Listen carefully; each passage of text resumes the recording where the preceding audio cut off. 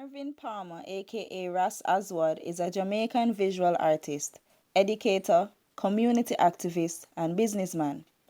Ras graduated from the Edna Manley School of the Visual and Performing Arts and is versed in using art to open difficult conversations to tackle social issues. Currently, he is in Ghana tackling difficult social issues through art and education. He is an advocate for natural health and through his organization advocated for the decriminalization of cannabis.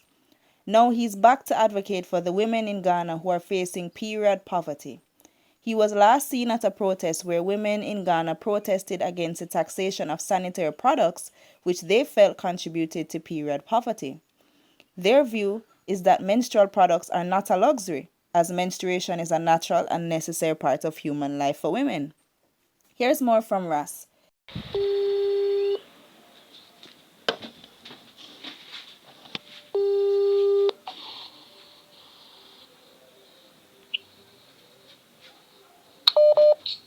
Greetings.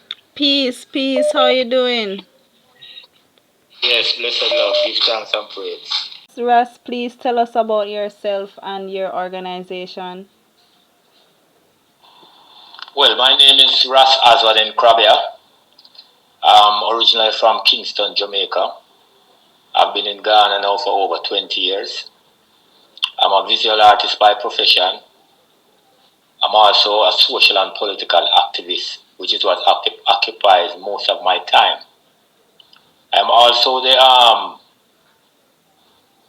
deputy CEO of the Empire Greek Ghana Limited, which is a cannabis company which was established to participate in the process of bringing a legal regime for hemp at 0.3% in Ghana. So that is the basic, some of what I do here. Excellent. Thank you for sharing that with us. And can you tell us a bit about the protest action today and what was the issue that sparked the protest? Well, I would say that the activism today was really initiated by the Socialist Forum Women's Wing. And the main issue around it is the issue of the fact that there's a heavy tax import duty that is coming in on the sanitary items for women, the menstrual sanitary items. And the group feel that it is not a luxury item, so it shouldn't be carrying that high tax. And aside from that tax, it comes with another 13% value-added tax once it comes in the system.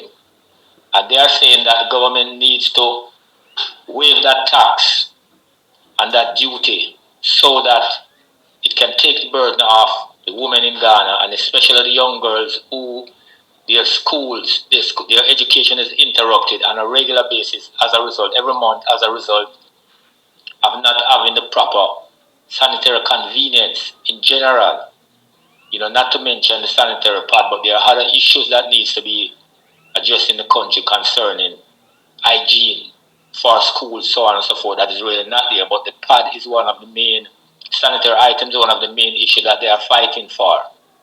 So they embarked on a educational campaign today through the process of a demonstration and a picketing so that the society could be aware of what is happening and to also speak with the parliament concerning doing something about it. So when they finally got to parliament today after the march, and a lot of Ghanaians was aware from the march on the street, which was about 3 hours on the road. When they finally got to Parliament, they went in to speak with the Parliament here and to issue a petition for something to be done. But from my understanding is that in principle it was accepted that they are going to waive that 20% duty. I'm not sure about the 13 or the 14% value added tax, but that's what I was told today. And we are looking forward to see that really happens. Nonetheless, the advocacy will go on until that happens. So that's basically what the group, embarked on today. Well, thank you for sharing that with us. Can you share with us some of the challenges that you have faced in this advocacy mission? What are some of the challenges being faced, especially as you're trying to raise social awareness of why is it exactly that, this is an issue, and why is it that this is so important? Can you tell us about some of those challenges? Well, the challenge is that, there have been word of mouth over the years. This is not the first time that it has been raised in the society. But I think this is the biggest advocacy that I've seen in the public to actually bring awareness and to confront the situation. The politicians over years, they will promise, promise, promise when it comes to election time and say, yes, we are going to do that, just as a way to win votes. Mm-hmm. And that has been one of the major obstacles, the promises, and they're not fulfilling the mission that they promised to the voters and to the nation. We have been able to get a lot of young girls today from different groups and organizations to come out and support. So there wasn't that much difficulty in terms of that level of mobilization. But as I said, the main issue is for the politicians to stick to their word and do the right thing. And can you tell us how important it was to advocate, to add your voice to this issue, given especially, because a lot of our listeners may not understand, why is it so important, to really support this issue, especially given the various taboos surrounding menstruation that would even prevent women themselves from speaking out about this issue. So can you just elaborate a bit on, what is happening, as why is it so important, especially for you as a man, to add your voice to this issue? It is important because we are now living in a time where people talk about gender equality. And gender equality shouldn't just be in theory, it should be in practice. I came from a woman, I have a wife, I have daughters, and I have colleagues that are female, right? So that is part of the main reason why I think it was important for me. And then people are not used to seeing men, just like you're saying, advocating for issues like this when it comes to the female gender.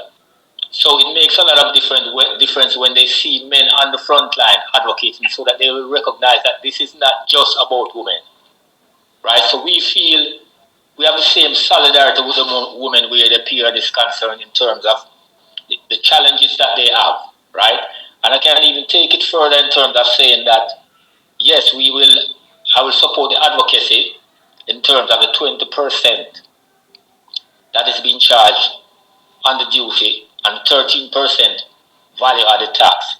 But the government should take it further in the sense that these items should be produced in Ghana, and they should be produced from a holistic standpoint. That means to say that a lot of those materials that they use to make these tampons and to make these pads and so on, that is very unhygienic, one, unhealthy, because of the kind of chemicals and materials that they use to produce it, where the women usually are normally complain about the uncomfortableness from the chemicals and the fact that it's also known for giving cancer, etc., etc. So if the government should actually look into producing it here, they could use local materials like cotton and hemp, cannabis, which is a very holistic. Those are two holistic plans that they could use to ensure that the women maintain a certain amount of health standards from using those materials. So for me personally, I see where in the long term, the government should actually look into cultivating plants like cotton and hemp, cannabis, to ensure that we have some kind of sovereignty of our lives. Thank you for sharing that with us, and really elaborating why it is that we all need to get on board and stand in solidarity about this issue. It's not just a female issue, it's not just a women's issue. Exactly. We as women, we do we are a big part of the society, and so it's important that society stands with us in this regard. And as you highlighted, that when we work together, the solutions that can come about can really help to, it can really unite us, if we all work together towards these solutions. You mentioned, the natural solutions, as opposed to the ones with the toxic chemicals. So, thank you for really highlighting that for us today. What message do you have, especially to others out there who don't understand why this is all so important?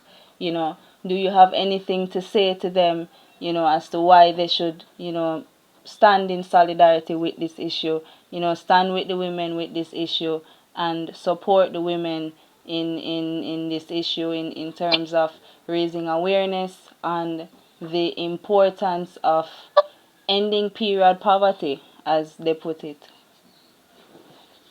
Well, from the standpoint of health, once a member of the family is ill, it naturally affects the other member of the family. So it's important that these women remain healthy from having hygienic conditions to actually carry out their lives in terms of their sanitary um, treatments. It is also important that we must look into the fact that 25% of the salaries of these women goes into taking care of themselves in terms of buying these sanitary items every month. That is money that has been taken out of the family when there are other basic and essential bills, etc., that needs to be taken care of.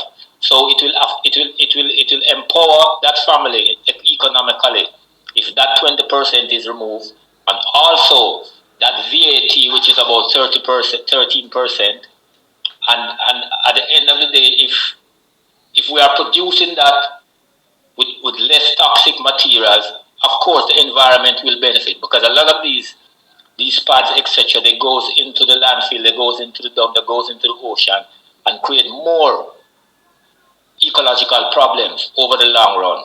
So there's a wide range of issues that I would like to say that the society needs to look into, and the men in the lives of these women, whether it is your brother or your husband or whatever, needs to have full solidarity with us and these marches and these advocacy until we gain victory. Thank you. And people, Ras is saying that it's not just a female issue, it's a family issue, it's a social issue, it's an Yeah. environmental issue, it's a health issue. So, we all need to come together, all aspects of society. Everyone needs to add their voices to this. Everyone needs to support women on this. This is not just about periods. This is about our society. This is about our families. This is about our health. This is about our environment. Thank you. We really appreciate you sharing your wisdom with us. And we definitely want to hear more from you. We want to hear more, especially about the work that you're doing. We want to hear more about your input, your perspective on health and the environment. So we really do appreciate you sharing with us All right, today. Mr. Tempers, it's a pleasure talking to you as well. Definitely. Thank you.